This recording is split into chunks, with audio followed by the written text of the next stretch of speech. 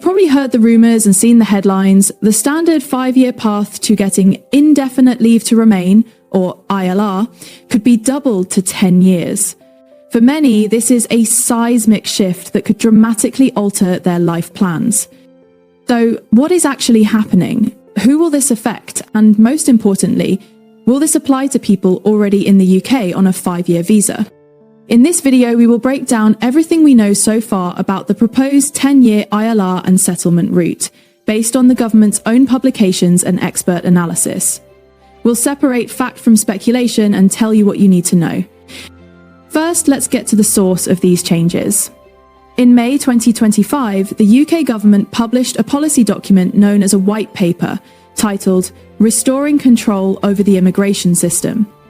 This paper outlined a series of sweeping proposals designed to reduce net migration figures, which the government stated had risen to unsustainable levels.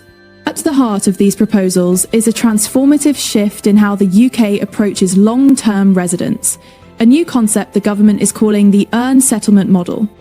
Headline change is this: the qualifying period for obtaining indefinite leave to remain for the majority of migrants on work and other long-stay visas will be increased from 5 years to 10 years.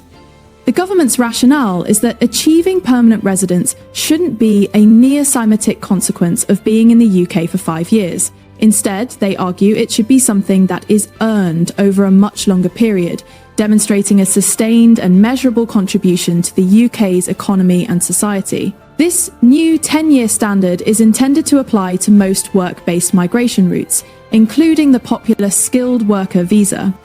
This is the question on everyone's mind. While the white paper sets out a new 10-year default, it also makes it clear that not everyone will be subject to this rule. However, there is still a significant amount of uncertainty. The routes most likely to be moved to the new 10-year track are the main work visa categories. So if you are on a skilled worker visa or plan to apply for one, these changes are directly aimed at you. The government also mentioned other long-stay visa categories, which could potentially include routes like the global business mobility and scale-up visas, though specifics are yet to be confirmed. Now, for the most crucial and anxiety-inducing question of all, will these new rules apply retrospectively to people who are already in the UK partway through their 5-year journey to settlement? The honest answer is, we don't know for sure yet. The white paper did not give a definitive answer on this. This is a critical point of concern, and there has been a significant public response, including a petition with over 145,000 signatures urging the government not to apply the new rules to existing visa holders. The government has promised to hold a public consultation on the details of the proposals later in 2025, and this issue of transitional arrangements will be a key part of that discussion. Thankfully, the government has confirmed that some routes will be protected from this extension and will retain their accelerated pathways to settlement. First, and most significantly, the 5-year route to settlement will be maintained for family members of British citizens. This means if you are in the UK as a spouse, partner, or child of a British citizen, your path to ILR is expected to remain at 5 years.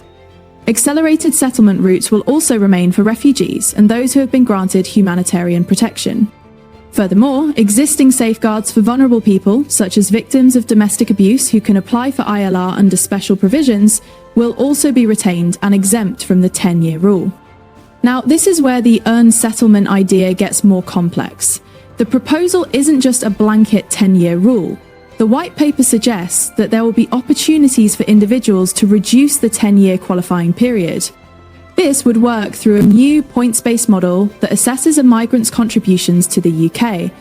While the details are very thin, the government has hinted that points could be awarded for factors like employment in priority sectors that have skills shortages, making specific community contributions, and demonstrating higher levels of English language skills. How many points you would need and how much of a reduction you could earn is completely unknown at this stage. It could mean that someone on a skilled worker visa in a critical sector might be able to apply for settlement after, say, 7 or 8 years instead of 10, but this is purely speculation right now. We must await the details from the government's consultation. This is a really important point that is causing a lot of confusion, so let's clear it up. The proposed change we've been discussing is a new standard 10-year route to settlement. This is completely different from the existing 10-year long residence route. The existing long residence route has been around for years. It allows a person to apply for indefinite leave to remain if they have lived in the UK lawfully and continuously for a full decade. This route is often used by people who have been in the UK on a combination of different visas over that 10-year period.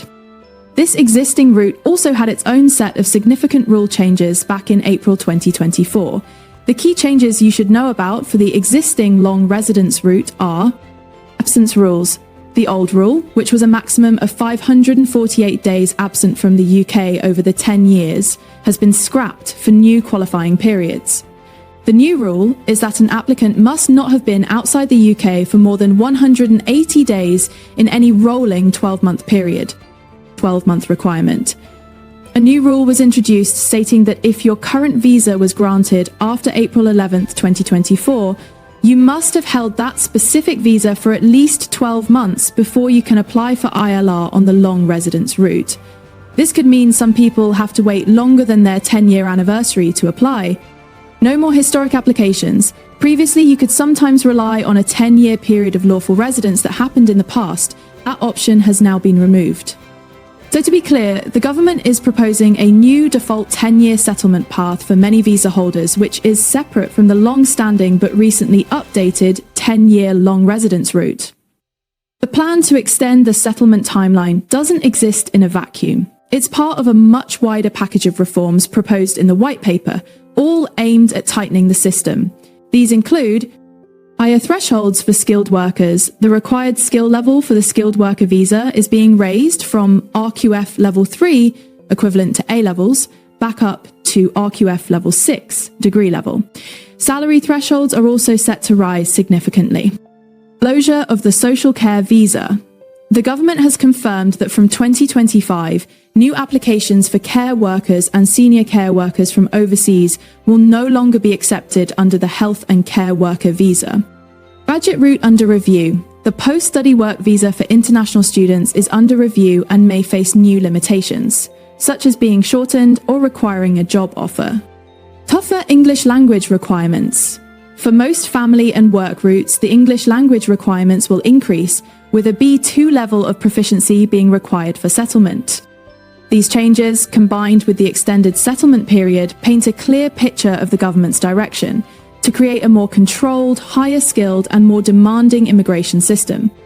So with all this information, what happens now? It is vital to remember that as of today, these changes are proposals, they are not yet law. A white paper is a statement of intent, not a final legally binding document. The next concrete step will be the government's public consultation, which they have said will happen later in 2025. This will be the opportunity for businesses, organisations and individuals to provide feedback on the proposals.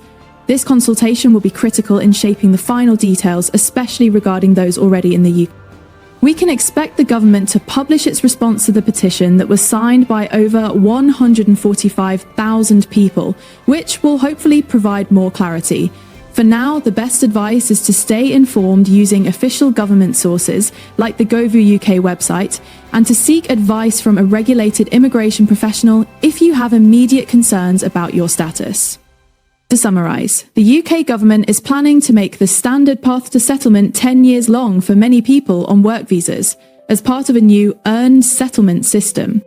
There will be key exemptions for those on family visas with British citizen partners, as well as for refugees. And there's a vague proposal for a points-based system to potentially shorten the 10-year wait, though we have no details on how that will work.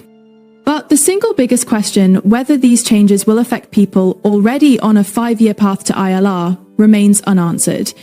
The entire immigrant community is waiting for the details of the upcoming consultation for an answer. This is a period of significant change and uncertainty. We will be monitoring the situation closely and will bring you updates as soon as they are available. What are your biggest concerns about these proposals? What questions do you want the government to answer in its consultation? Let us know in the comments below. If you found this video helpful, please give it a thumbs up, subscribe to the channel and hit the notification bell so you don't miss any future updates on this crucial topic. Thank you for watching.